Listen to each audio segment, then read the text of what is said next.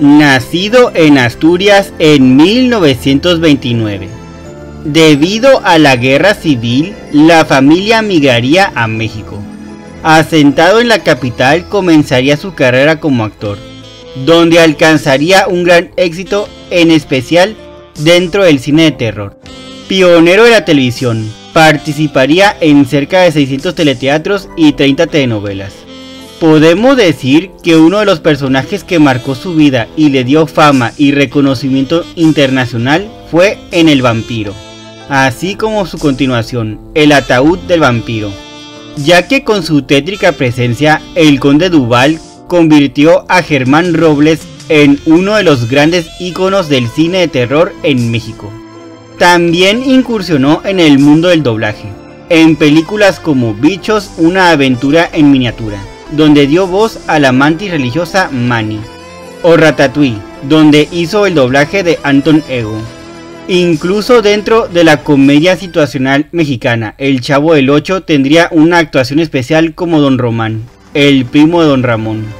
Algunos de los títulos que se engalanaron con su presencia dentro de la pantalla chica fueron El Otro, Cumbres Borrascosas y El Derecho de Nacer.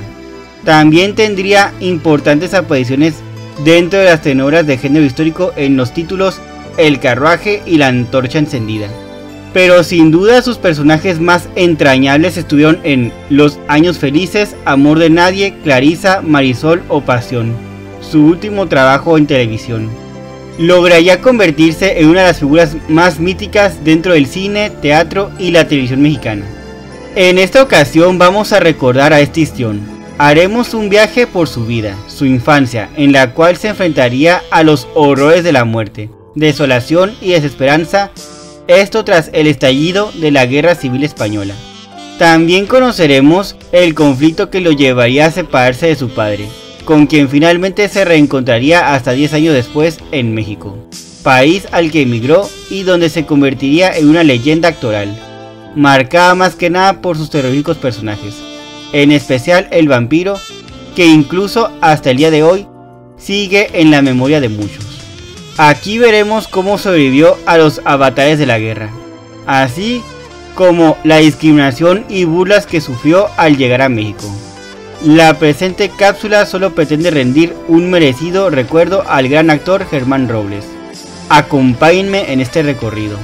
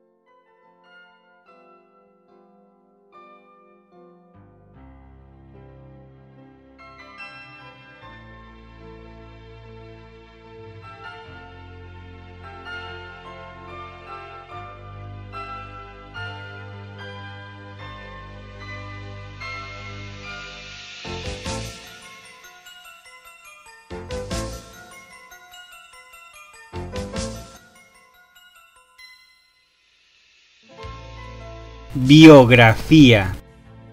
Nació en Gijón, Asturias, una ciudad al norte de España, el 20 de marzo de 1929.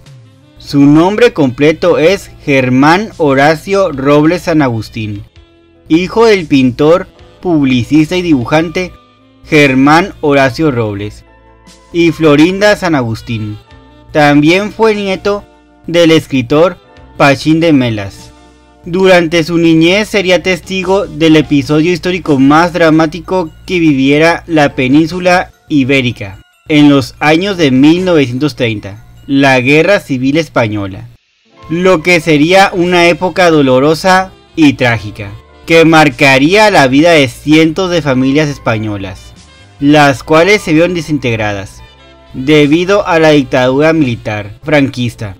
Sería en julio de 1936, al momento que se dio el conflicto social, político y militar, el cual se había llevado a cabo mediante un golpe de estado, encabezado por Francisco Franco, quien para el 1 de octubre del mismo año sería investido como jefe supremo del bando sublevado. Por supuesto que Franco implantaría un régimen militar severo y violento, que promovía el culto hacia su persona. Para ese entonces Germán Robles contaba con tan solo 7 años de edad. Su familia fue una de las que tuvo que enfrentarse a la dictadura, puesto que Germán Horacio, el padre del futuro actor, era integrante del Frente Popular Español, uno de los muchos ciudadanos que ejercieron la crítica y manifestaron su descontento a través de panfletos que se oponían a la represión fascista. Sería esta temeridad con la que había levantado la voz en contra del régimen franquista lo que lo llevaría a él y su grupo a enfrentarse a la persecución, violencia y represalias por parte de las Fuerzas Armadas. Es por esta razón, y con la intención de salvaguardar su vida, que Germán Horacio dejó a su esposa e hijo en la provincia de Asturias, mientras que él y sus compañeros se escondían en Cataluña, una comunidad al noroeste de España, desde donde continuarían con su lucha contra la dictadura, pero no tardarían en huir de Cataluña, al momento que el ejército franquista los ubicara, lo que sería el comienzo de una odisea familiar, que los Robles San Agustín vivirían por los próximos 10 años, una década en donde la figura paterna estuvo ausente, lo que dejó a su paso irremediables consecuencias emocionales y económicas.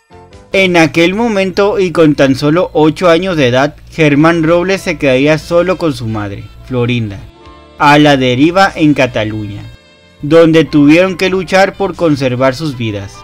Desafortunadamente, el pequeño infante sería violentamente separado de su progenitora, una mujer a la que amaba intensamente. Florinda San Agustín viviría durante varios meses en la cárcel de Coto, en Córdoba, España. Al momento que fue liberada, el reencuentro con su hijo sería inolvidable. Como ya lo habíamos mencionado, la Guerra Civil Española había provocado la ruptura de miles de familias españolas, lo que hizo que muchos salieran del país, con la intención de escapar del régimen dictatorial y encontrar la paz y tranquilidad en otras naciones. Germán Horacio sobrevivió a los campos de concentración de San Cipres. Junto con otros paisanos pudo asilarse en México. Esto gracias al apoyo que le fuera brindado por el entonces presidente Lázaro Cárdenas. Esta solidaridad permitió a muchos llegar a tierras mexicanas, donde podrían fincar una nueva vida. Tuvieron que pasar 10 años para que se diera el reencuentro entre el padre con el hijo, ya que la crisis política producto de la Guerra Civil Española y la falta de recursos impediría durante toda una década que Germán Horacio trajera a su esposa e hijo a México, ya que estos aún permanecían en España, donde tuvieron que lidiar con todas las atrocidades producto de la dictadura militar. La llegada de Germán Robles a tierras mexicanas se dio el 12 de diciembre de 1946. Con tan solo 17 años de edad. Con su llegada se tuvo que enfrentar a una cultura y lenguaje diferente, por lo que fue víctima de rechazo y discriminación. Solo una minoría apoyaría a los republicanos españoles. Nadie se imaginaría que estaban en presencia de un hombre que dentro de pocos años se convertiría en una de las figuras más grandes dentro del cine y el teatro mexicano. Hasta ese momento Germán Robles había cursado la carrera de ingeniero perito industrial en la Universidad de España. Quería continuar con sus estudios en México, pero se vería obligado a buscar una nueva carrera, ya que esta no existía en el país. Así que fue al Politécnico, donde decidió estudiar la carrera de Filosofía y Letras, carrera que despertaría su interés debido a que en su país el franquismo no permitía ciertas lecturas. Solo se podía leer lo que el régimen permitía, y como en su nuevo país no existía ese tipo de prohibición, de ahí vino su interés. Sería esta carrera lo que lo llevaría a entrar a un mundo que lo fascinaría, y que lo engancharía por toda su vida: la actuación. En 1949, mientras estudiaba filosofía y letras, comenzaría a acompañar a su padre al teatro, donde laboraba como director de escena. Ahí se colocaría por primera vez frente a un público, aunque en un principio no como actor, sino como declamador de poesía. Entre acto y acto aparecía en escena, donde declamaba poemas que habría escrito su abuelo. Esta faceta atrajo la atención de Enrique Rambal Sr., quien para ese momento era un destacado director de escena español, y necesitaba un actor para su personaje principal en la obra El Mártir del Calvario. Este actor resultará ser Germán Robles, ya que Enrique Rambal hijo se había enemistado con su padre, y había abandonado la compañía donde haría el personaje de Cristo en dicha puesta en escena. El 1 de febrero de 1952, Germán Robles debutaría en la compañía Espectáculo Rambal, sin ninguna preparación previa, ni antecedentes artísticos y actorales, en el rol principal de El Mártir del Calvario, donde se hizo presente toda su intuición histriónica, por lo que podemos decir que por una casualidad y terceras personas descubrió que la actuación era su verdadera vocación. Los siguientes años se fusionaría en el melodrama teatral, se adentró en el estudio de la dicción y la interpretación con un gran énfasis y versatilidad escénica. A la par de esto, el actor también se adentraría en otro género de entretenimiento, uno que para ese momento apenas daba sus primeros pininos en México: la televisión. Pero sería el cine quien lo dotaría de la celebridad y reconocimiento como actor. En mayo de 1957 participaría en su primera producción cinematográfica, donde interpretó a un personaje poco común en nuestro país, mas sin embargo catapultaría su carrera y conseguiría la inmortalidad. Lo curioso sería que para este momento ni siquiera contaba con los 30 años. Su debut en la pantalla grande sería El Vampiro. Lo que llama la atención de dicho personaje es que para ese entonces solo Hollywood se había atrevido a llevar a la pantalla grande a personajes de ciencia ficción y terror, como Frankenstein, el Hombre Lobo, Drácula y el Monstruo de la Laguna Negra. Mientras que en nuestro país el cine solo se había limitado a historias campiranas, urbanas, de ambiente arrabalero, rumbero y luchadores justicieros. Nadie se había atrevido a producir una película de terror, con un protagonista macabro y de ultratumba. Sería por iniciativa del actor y productor Abel Salazar que se creó El Vampiro, filme donde se nos cuenta un melodrama de terror salido de la pluma de Alberto Cortés. Contaría con una dirección de cámaras de Fernando Méndez. En el filme también participaron el mismo Abel Salazar, Ariana Welter, Carmen Montejo y José Luis Jiménez. La trama era simple: presentaba a un personaje seductor, Carol de Layub, el conde Duval, un marqués maquiavélico pero apasionado y con una gran sensibilidad. Como dijimos, este sería el debut de Germán Robles dentro del cine mexicano, un personaje de ciencia ficción que trascendió con gran fuerza y lo convirtió en un icono de culto universal. Pero justamente por esta razón, el resto de su carrera se vio afectada inevitablemente, ya que desde 1957 volvería al papel de Carol de Layub en El Ataúd del Vampiro, con lo que se perpetuaría en la imagen del vampiro. Su vida actoral se limitaría en gran parte para personajes de terror y suspenso. 11 meses después, el 27 de octubre de 1958, regresaría a los sets de filmación, en esta ocasión para protagonizar La vida de Agustín Lara, dirigida por Alejandro Galindo, una cinta de corte biográfico en la que Robles prestó vida al músico poeta, personaje que no alcanzó a hacer que los demás se olvidaran de su película El Vampiro. Durante las siguientes 6 décadas, su imagen como actor lo llevó a resignarse a que la gente lo ligaría permanentemente con el conde Duval. También desde entonces se hizo merecedor de una infinidad de invitaciones para asistir a distintos homenajes y festivales de terror. A pesar del gran éxito que logró alcanzar en el cine de terror, en total Germán Robles participaría en más de 90 películas. Entre las más destacadas estuvieron Pueblo en Armas, dirigida por Miguel Contreras en 1998. El Jardín de la Tía Isabel, un trabajo de Felipe Casals en 1971. Y La Paloma de Marcela, dirigida por C. García Agras en 1998.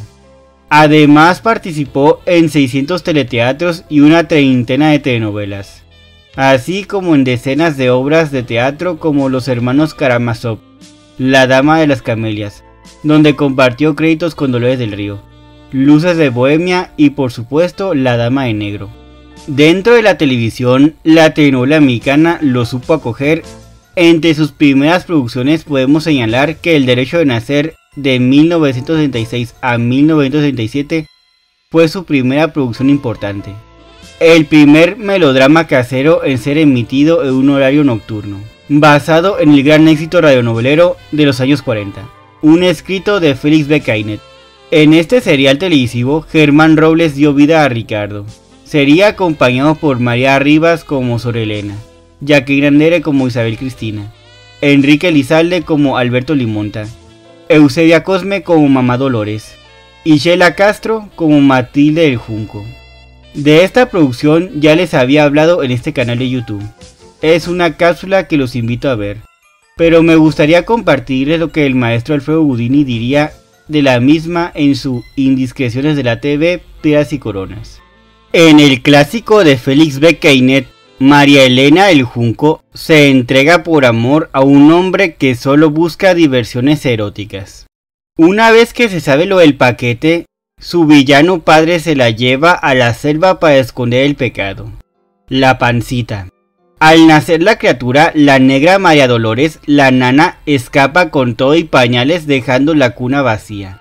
Los años pasan.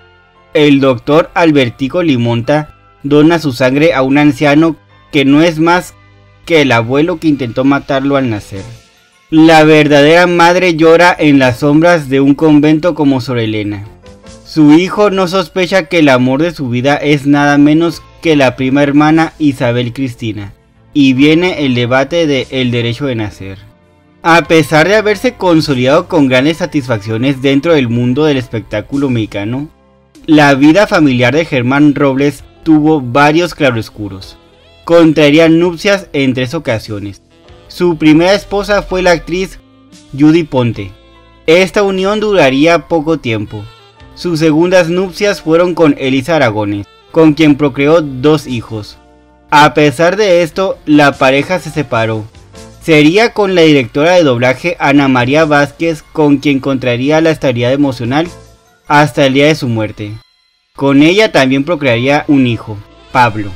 Por años existió un rumor sobre un posible distanciamiento entre el histrión con su hija Marcela Robles. Según dicen, lo que provocó dicha ruptura era la relación sentimental que Marcela sostuvo con quien sería su esposo, Rogelio Guerra, actor a quien se afirma que Germán Robles nunca vio con agrado, ya que en su momento Guerra fue galán de cine y televisión, por lo que tenía fama de mujeriego, el tipo de hombre que no quería al lado de su hija.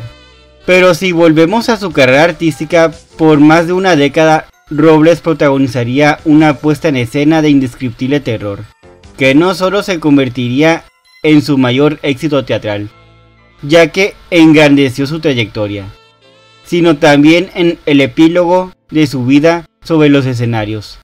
Esta fue La Dama de Negro. Las funciones comenzarían el 17 de febrero de 1994. En el Teatro Arlequín, en la Ciudad de México.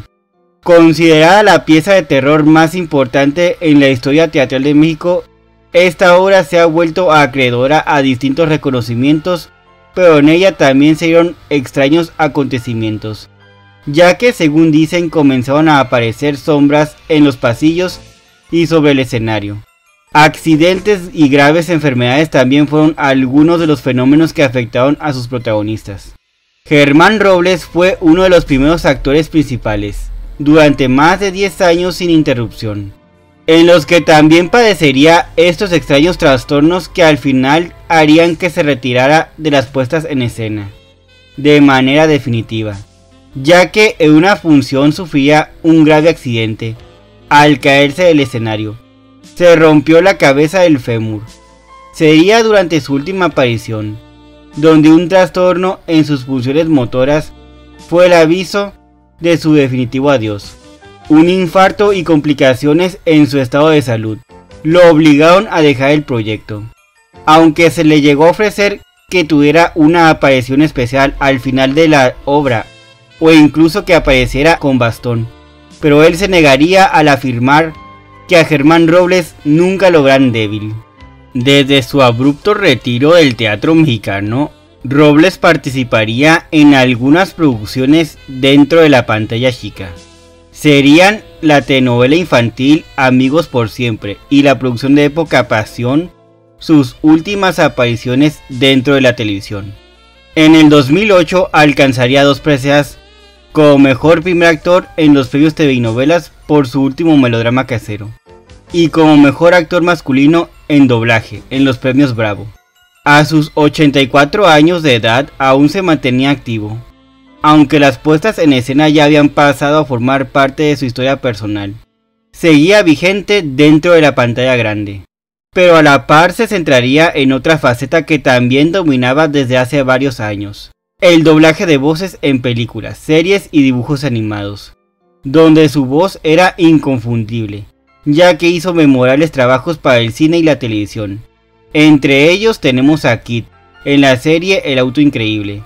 Sobre este doblaje, en alguna ocasión Germán Robles diría para una entrevista: con Kid fueron 46 programas de 30 minutos. El sonido de Kid era conceptualmente de robot. Con la tecnología que teníamos tratábamos de filtrar la voz, pero no quedaba. Utilizamos una bocina de teléfono, pero tampoco daba.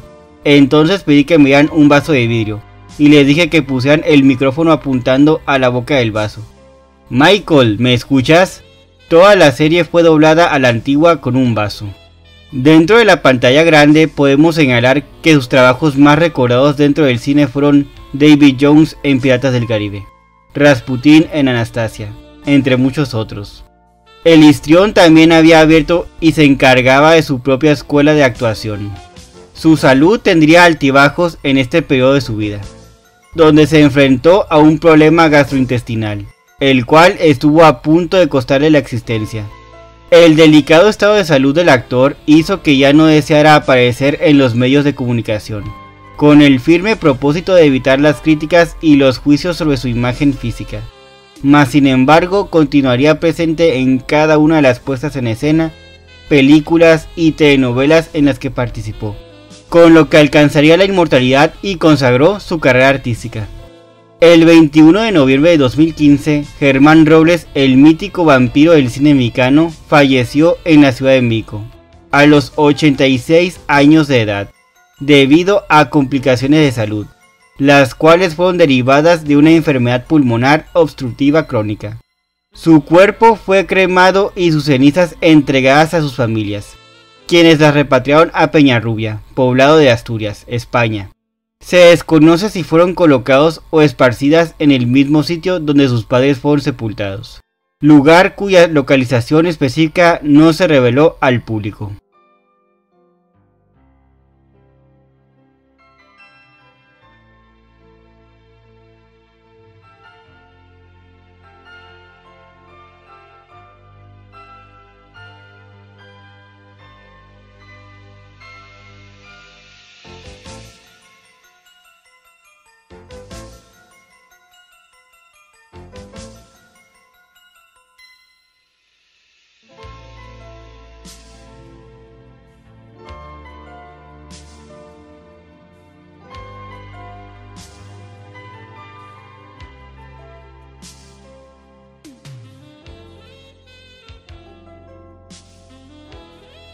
Datos curiosos. Por más de 6 décadas, Germán Robles lograría consolidarse como uno de los actores con mayor prestigio en México. Mas sin embargo, nunca logró presentarse en un teatro en su país natal, España, aunque sí fue reconocido por sus logros y trayectoria artística. pero siempre tuvo el deseo de presentarse en un escenario en el país que lo vio nacer. Durante una época realizó un espectáculo de mímica y pantomima, con el que fue comparado con el mimo francés Marcel Marceau. Germán Robles encarnó a Don Román, el primo de Don Ramón, en la serie televisiva mexicana El Chavo del Ocho. Si bien la puesta en escena La Dama de Negro marcaría su retiro del teatro mexicano, no podemos negar su importancia en la misma, a tal grado que incluso muchos la llamaban la Dama de Robles. Además de desempeñarse como actor, realizó doblaje de voces en películas animadas. Entre sus personajes más recordados está Manny, la mantis religiosa de la película Bichos, una aventura en miniatura. Películas. A continuación, tienen un listado de las producciones que se engalanaron con la presencia de Germán Robles. Tendrán sus apariciones en el cine mexicano. Después veremos su doblaje. Su primera aparición, como ya lo dijimos, fue El Vampiro, en el año de 1957, donde prestó vida a Carol de la Butte, el Conde Duval, personaje que se repitió en 1958, en El Ataúd del Vampiro. En este mismo año daría vida a otro vampiro, en El Castillo de los Monstruos. En 1959 participaría en dos filmes, en La vida de Agustín Lara y Pueblo en Armas. Para 1960 estuvo presente en La maldición de Nostradamus, otro personaje que también se repitió mucho en su carrera cinematográfica, así como también participó en La sombra en defensa de la juventud y Viva la soldadera. En 1961 estuvo en La sangre de Nostradamus, ¿Dónde estás corazón?, La maldición de Nostradamus y La furia del ring, Nostradamus y el destructor de monstruos, El varón del terror, donde prestó vida a Indalecio Pantoja y Sebastián de Pantoja. También en Nostradamus, el genio de las tinieblas. Estas tres historias fueron en 1962. 1963 fue uno de los años en los que participaría en más películas. La cabeza viviente, donde fue el profesor Müller. En La vieja California, donde encarnó a Don Pedro. Herencia malita, aquí interpretó a Fernando. También se hizo presente en Los Bravos de California y División Narcóticos. En 1964 participó en El río de las ánimas, donde dio vida a René Fonseca, Frente al destino, El espadachín, Semáforo en rojo, Dos caballeros de espada, donde interpretó al conde de Pineda y a un oidor, y Los murciélagos. Para 1965 participó en solo 3 filmes: El hombre propone, El zurdo, donde encarnó a Nazario, y Los asesinos del karate. Un año después, en 1966, participaría en El proceso de Cristo, donde fue Caifás, y Cuernavaca en primavera. Aquí sería Ali al-Rashid. Los siguientes años serían cada vez menos sus apariciones en la pantalla grande. Rocambole contra la secta del Escorpión fue la única película en la que participaría en 1967. En 1968 solo fueron El cuarto chino, donde prestó vida a Pedro Martínez, y Un toro me llama, Almohada para 3 y Trampa para un cadáver. Fueron en 1969. El jardín de la tía Isabel y El arte de engañar, sus únicas producciones en 1972. Dio vida a Juan Negrete en El tigre de Santa Julia, su única película de 1973. En 1974 participaría en Hernán Cortés y Los vampiros de Coyoacán. Aquí sería el Dr. Wells. Fue Evodio en Rapiña en el año de 1975. Participó en Tiempo y Destiempo en 1976 y Recuerdo de Xochimilco en 1981. Encarnó al enviado del Señor en Secta Satánica, El enviado del Señor, y al padre Benjamín en Sor Batalla. El ninja mexicano y El jinete de la divina providencia, sus trabajos en 1991. Fray Bartolomé de las Casas fue en 1993. Después daría vida a Un abogado defensor en Reclusorio, su única película de 1997. La paloma de Marsella en 1999. Finalmente daría vida a Blasco dentro de El Secreto, su última película en el 2010. Doblaje. Dentro del mundo del doblaje, Germán Robles participaría en muchas películas y series animadas. A continuación vamos a conocer su trabajo dentro de este ámbito. Basta decir que aquí solo haremos mención de parte de su trabajo, debido a que desconocemos todas sus participaciones en este ámbito, razón por la cual si conocen otro papel que Listrión hiciera les pido de favor lo dejen en los comentarios. En 1972 prestó su voz a dos proyectos, Los Siete Samuráis como Kikochillo y El Padrino como Jack Woltz, Alien el octavo pasajero en 1979, donde fue Parker. Después prestó su voz a Lee en Los Siete Magníficos en 1981. Para 1982 participó en Tron como Dillinger y Sark y Knight Rider como Cleet. La ley de la calle fue en 1983, donde prestó su voz al personaje de Patterson, el policía. La historia sin fin como Come Rocas y Terminator como el Dr. Silverman. Estas dos últimas en 1984. 13 guerreros donde fue Melchizedek y el día final como el padre Kovac. Las dos en 1999. Para después participar en Una mente brillante en el 2001, donde prestó su voz al Dr. Rosen. Daredevil en el 2003, donde interpretó al padre Everett. Para terminar con Caser el 2005, con el personaje del teniente coronel Camijo. Estas fueron las películas en las que hizo doblaje. Ahora veremos las animaciones en que participó. Robotech la película, en 1986, donde fue el profesor Henry. Philidite, en 1994, donde prestó su voz a dos personajes, Pascal y Klandunaguts. Anastasia, en 1997, donde fue Rasputin. Bichos, una aventura en miniatura, en 1998, como Manny. El planeta del tesoro, en el 2002, donde fue el señor Arrow. Ratatouille, en el 2007, aquí prestó voz a Anton Ego. Culminaría con su trabajo dentro de las películas animadas con la mexicana La leyenda de la Nahuala, en el mismo año, donde fue Fray Godofredo. Mención aparte tendría la única saga cinematográfica en la que participó en dos ocasiones, dándole voz al personaje del mismo actor, Bill Nighy, en Piratas del Caribe, El cofre de la muerte y En el fin del mundo, en los años respectivamente de 2006 y 2007. Aquí daría voz a uno de los antagonistas más recordados de la franquicia, Davy Jones. En las series tuvo una participación bastante activa por varias temporadas en Días de Nuestras Vidas, donde prestó su voz al señor Tom Horton, de 1965 a 1994.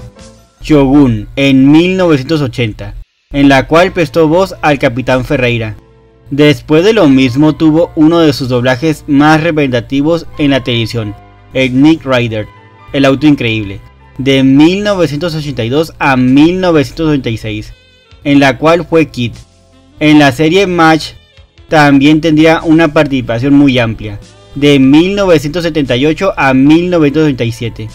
Prestó su voz al teniente coronel Henry Baibor Blythe, y de 1967 a 1995 prestaría voz al coronel Sherman T. Porter.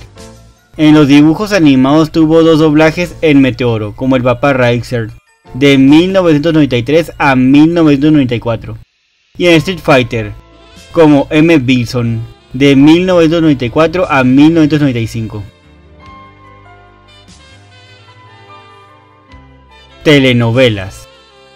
Ahora que ya conocieron todas las películas que se engalanaron con la presencia de Germán Robles, así como las que participó en su doblaje, queda conocer las telenovelas donde Listrión hizo acto de presencia.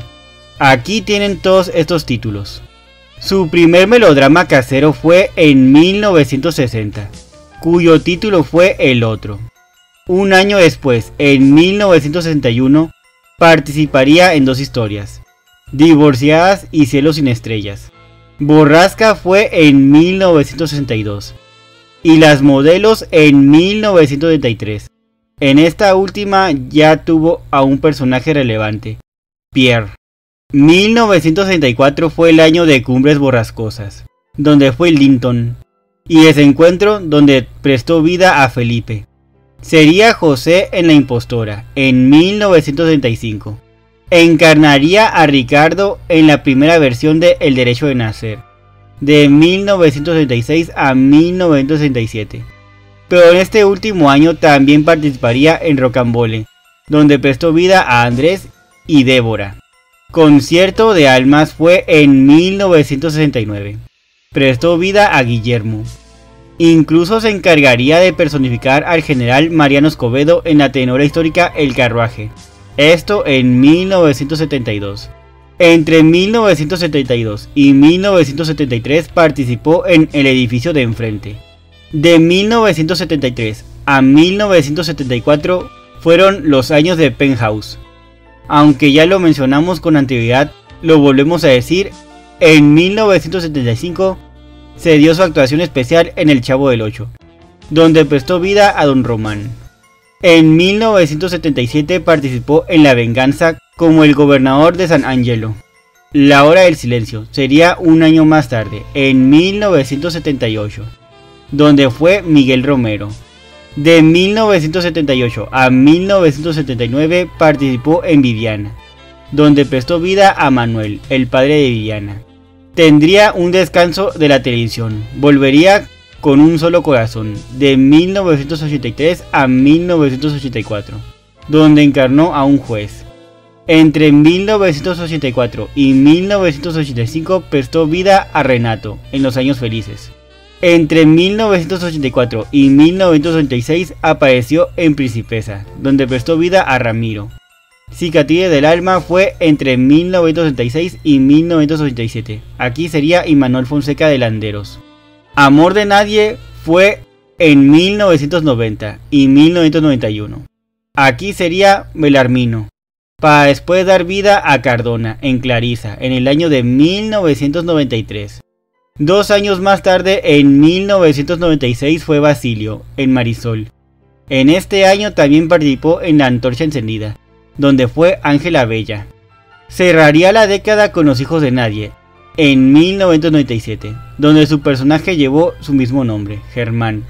Y con la telenovela infantil, Serafín, en 1999. Aquí prestaría voz a Don Baúl. Finalmente, sus últimas apariciones dentro de la pantalla chica se dieron en el 2000, en otra producción de corte infantil, Amigos por Siempre, donde fue un antagonista, Neftalí Güemes, y el melodrama de época Pasión, del 2007 al 2008, donde prestó vida a Don Timoteo de Salamanca. Sin duda alguna, este legendario actor dejó huella en el teatro, el cine y la televisión mexicana. Germán Robles, siempre vivirás en nuestros corazones. En gloria a Dios estés.